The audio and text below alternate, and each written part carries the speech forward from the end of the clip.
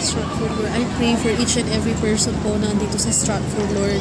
Lahat ng mga taong lumalabas, that they would have an encounter with you, Lord. They would find you, Lord, somehow, that you would never stop knocking at the door of their hearts, Lord, that you would bring peace and salvation to their hearts, Lord, to their families, Lord.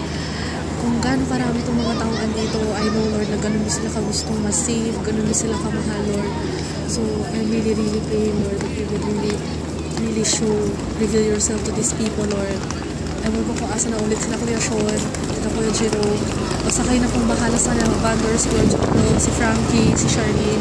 I pray, do pray, Lord, na whenever kung saan na sila nag-healing, na may healing na nangyayari na ngayon, Lord, at this moment, Lord, may gumagaling na katawan, may gumagaling na paa, gumagaling na legs, kamay, chest, likod, mata, neck, anything, any part of the body, Lord. Kahit ano pang pinakagrabing cancer yan, hindi lang headache.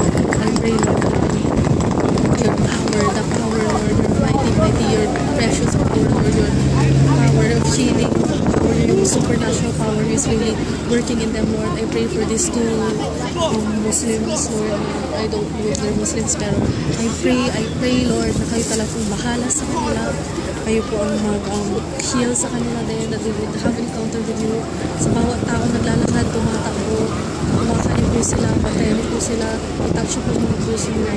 Kayo na po bahala sa kanila, Lord. And papasalamat po ko sa lahat-lahat. Itong mga matatanda dito, oh God, Lord. It's just amazing how you just sit down here and you just, how many people are, this one, hindi mo alam kung ilan ang may kilala sa inyo, Lord. Marami itong Pilipino po siguro itong mga ito. Nagpapasalamat ko sa kanila, Lord. Ang dami-dami pong tao dito sa Stratford. And we just pray, Lord, for salvation. May your salvation be upon Stratford. All the people who listen to us, mga kinakausap ngayon, who are there. Oh my gosh, Lord. Sobrang amazing. Amazing itong araw. Wala not one bit that I am. Thank you for using us. Thank you for giving us this idea na gagawin namin talaga to. And we just pray, Lord, everything. We give you back all the praises and glory. Help us, Lord, to just be bold and just be more passionate of you, Lord, more of you, Lord. In Jesus' name, in the mighty, precious name of our Lord and Savior, Jesus Christ, Lord. Amen.